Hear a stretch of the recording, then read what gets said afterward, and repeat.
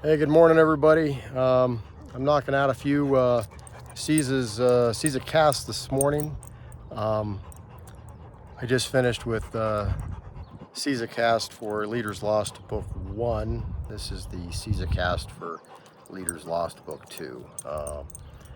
The CZA cast for Book 1, was a little lengthy, and, I think I can make this one a little shorter. But, in thinking about what I would want to say about, the CZA for Leaders Lost Book 2 and what it represents, and how it came about, etc. Um, Book 1 basically represents the culmination of the entire effort and paperwork and application and submission about this, the experience and the story in engaging with all the various levels of government. Starting with the initial complaint that I submitted that the IG accepted as a military whistleblower reprisal complaint for protected communications I was making in terms of safety at the squadron, leadership, culture issues, and and etc. And that piece of it, that part of the story, continued when 3.5 years later, the IG's preliminary inquiry, or preliminary investigation, I forget exactly how they describe it, but basically determined that not only did they did investigate it as they had explained they were planning. I believe that they would, based on what they were telling me, that it would go to full investigation. But they told me that not only did they not investigate it, that it did not go to full investigation, but that they recommended to DoD IG that it not be fully investigated, not because there was not evidence, validated evidence of reprisal. It was due to I believe it's the 60-day reporting requirement that the unfair personnel actions have to be within 60 days of the report being made. And you can read about my opinions about that determination in the story, but yeah, it's bullshit, put it concisely. But I won't go down that that rabbit trail. I'll save that for the story. So that's basically what Book 1 represented when I organized it all, and that was sort of the first step. And as I continued in the process of trying to, basically litigate's the wrong word, but that's pretty much what it felt like. The experience and the issue with all these with the government. It it obviously did not go anywhere, and certainly did not go in my favor. And I was faced with the reality when I'd extinguished all of the options. I was in a situation where you at some point you have to shit or get off the pot, and I was dealing with information that was somewhat sensitive or privileged. I mean, at the end of the day, I definitely I definitely was tempted sometimes to just publish it, just throw it out there. I felt like I could have done that perhaps, and maybe not gone to jail. I don't know, but the environment that I work in, you get a lot of training about situations with, working with different materials. I knew this information wasn't classified, but, you have responsibilities, professional responsibilities, and following certain procedures and protocols. And, I needed to be respectful of that. And I had been up to that point, but the situation, once they said that there was no other recourse. If I continued to hold on to the investigative material from the complaint that I had, it wasn't, there was always a question, was it mine? Was it the government's? What was it? I felt like it was mine because I had submitted it and organized it as part of the complaint process and what I believe was supposed to be an investigation. But the government refused to investigate it, and so there was no public record of it. And then, so what to do? And the first step of that was, after I submitted it and got it back from the government, the congressional office, I'm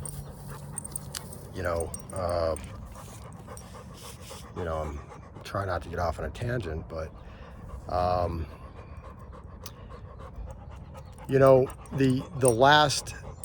there was no way for me to FOIA the material as an IG, because the way you FOIA, you need to submit the request and know who, basically you have to know what government agency, which one owns the information that you're looking to ask for access or release of the information.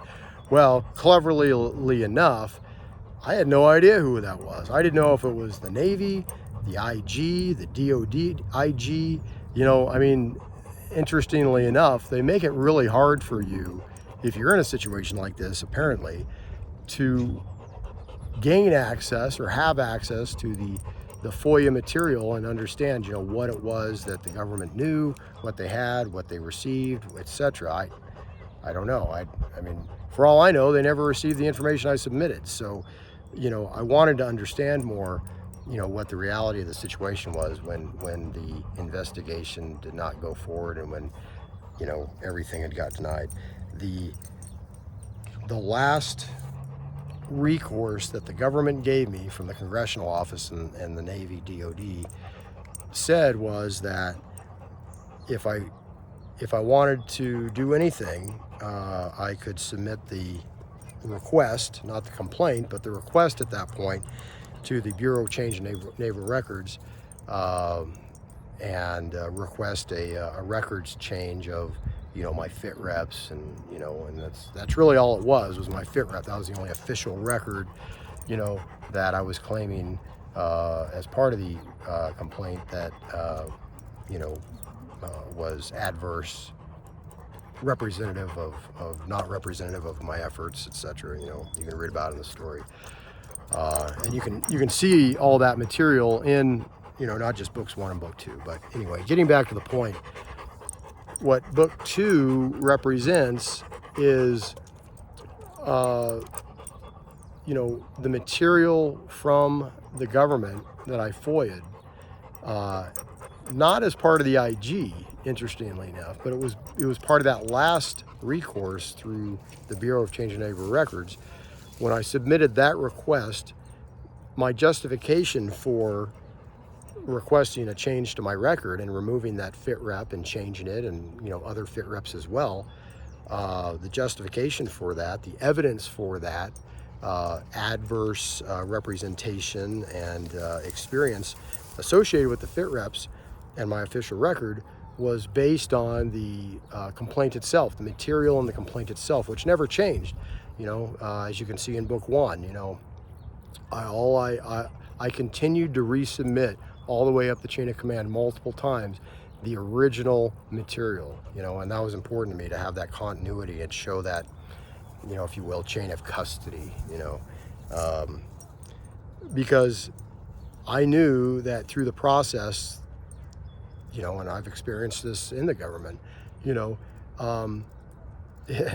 not going to go out of their way to keep your information organized, and anything they can include in the effort to convolute the discussion or the argument or the evidence, that works out in their favor. I should say the government's favor, if you will, because it helps them dilute perhaps the complaint itself. That look, this is too confusing, whatever. And even in the material itself, you can see it's it's a lot of information, and it was very difficult for me to keep it organized, and I did the best I could. And it is well organized for that reason. But it's still a lot to decipher and digest. But the only reason I was able to FOIA that material for book 2 was because it was directly associated with, at that point, after the BCNR rejected my request, it was directly associated with that request through the BCNR, which ended up working. I was surprised first of all, I was surprised they gave anything back to me, but I was even more surprised because when they responded to my FOIA from the BCNR, they released to me everything, exactly as I had submitted it, and some additional information as well, which was super fascinating, which you can read about in the story and see.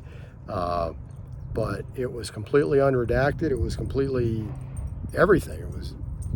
I was very surprised. I was pleasantly surprised. I was like, but now what?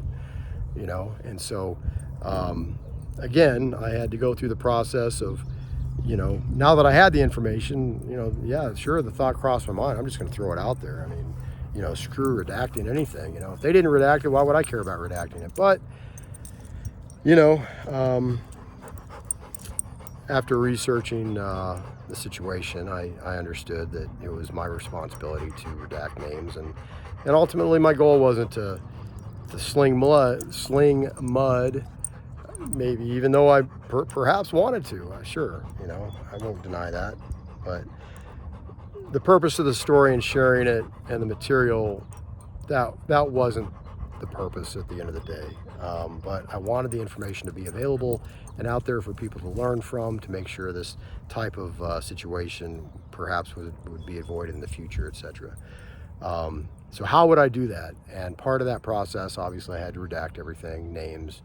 Obviously, if you're familiar with the story or the situation, you can probably surmise, things. So I can't deny that, and I will apologize if indirectly people get hurt.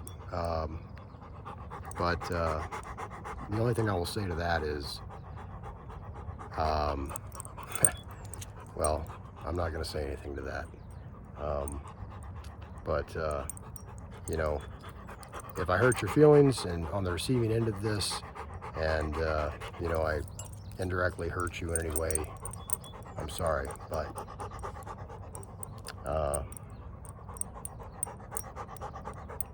I'll just leave it at that. But getting back to the story, though, for book 2, what that material represents is,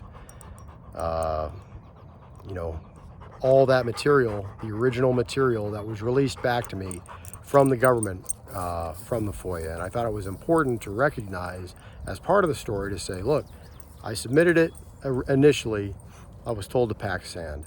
I submitted it for the BCNR, I was told to pack sand as well, but at least through the process, I could show that, yes, in fact, they not only received the information that I had submitted, so there was some review of it, there was awareness. They couldn't make the argument, hey, we didn't know what was going on, we weren't aware.